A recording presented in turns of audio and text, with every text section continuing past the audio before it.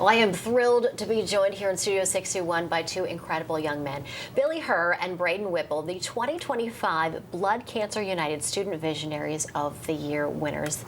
Congratulations. Thank you both so much for being here. Of course. So collectively, you raised almost $60,000 for Blood Cancer United. How did this entire movement get started for the both of you? So originally in our sophomore year, our teacher, Miss Marino, came up and talked to me and Brayden in our math class and told us about the story of how her daughter had blood cancer and how she started running a fundraiser through our high school, Nonawag.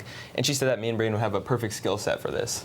Brayden, what was your initial reaction when you were approached by the teacher? I was kind of shocked, to be honest. At Nonawag, we call it the annual red out because the full school goes red for the Blood Cancer United cause. And if you're from Nonawag, you know how big a experience it is in general.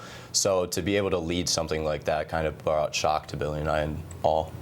So the previous bar had been set at $25,000 and $25,000, and you wanted to surpass that.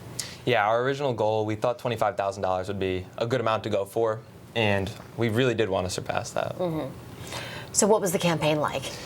It was definitely an experience, but a very good one. Like you said, we had the goal of $25,000, but within a couple weeks we had already broken that. So it was kind of, what's the next step to get to that next bar? So you said another $25,000. Yeah, so and then you passed that. Yeah, so as soon as we hit that first goal, then it was like $30,000, $35,000. It just kept going on and on and on throughout the entire campaign. Talk a little bit more about all the work that went into the campaign. I mean, you're really mobilizing friends, family, neighbors. Yeah, so our campaign was a little different than a lot of other people's. A lot of people went for corporate sponsorships to get the big bucks and won. Which is kind of easy, right? Yeah, I mean, they've got a lot of money. The way we went was more grassroots, and we went through our whole community. We reached out to everyone we could think of, all our neighbors, our dentists, our doctors, everyone we could think of, and they all were super supportive. They all shared their stories about blood cancer, and it was just a lot of work. We did bake sales and things through our school. Yeah, we definitely, we sent out dozens and dozens of emails to the corporate sponsors that you would want to get money from, and we didn't receive an email back from a single one.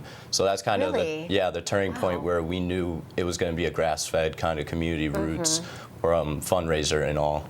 Absolutely. And you both also have family members who had cancer, and that was sort of your connection and really fueled your desire to make this happen.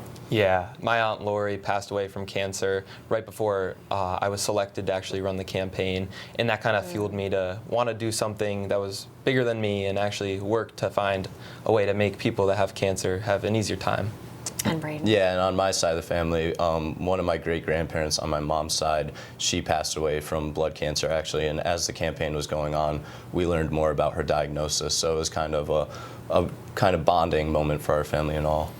And then more recently, a classmate of yours was diagnosed with leukemia. Yeah, our team member and my close friend and Brayden's close friend, Jonathan Chung, was just recently diagnosed with a rare form of leukemia, and we just wanted to say that we're praying for him as he's fighting his battle daily. I have to imagine that makes this just that much more meaningful, right? I want to ask you, what would you say to someone who maybe is watching or maybe who has a family member who has a young person who maybe is considering joining the fight and starting a campaign themselves? Yeah, I would say definitely take the chance. There's a lot of opportunities. It's not just the Student Visionaries program. There's Light the Night. Blood Cancer United has endless opportunities and all. So I'd say there's definitely, if there's a chance, you can definitely take it, and it's all for the same mission of creating a world without blood cancer in the future. Yeah, absolutely. If you have a passion or a connection to something like blood cancer or any type of cancer, this is a great way to get out there and make a cause that's personal to you, like better for everyone else. Absolutely. It is intimidating, though. You have to say, if you're starting from scratch and then you have, a team like you who raised almost $60,000. Any advice for, not giving up and reaching out to everybody?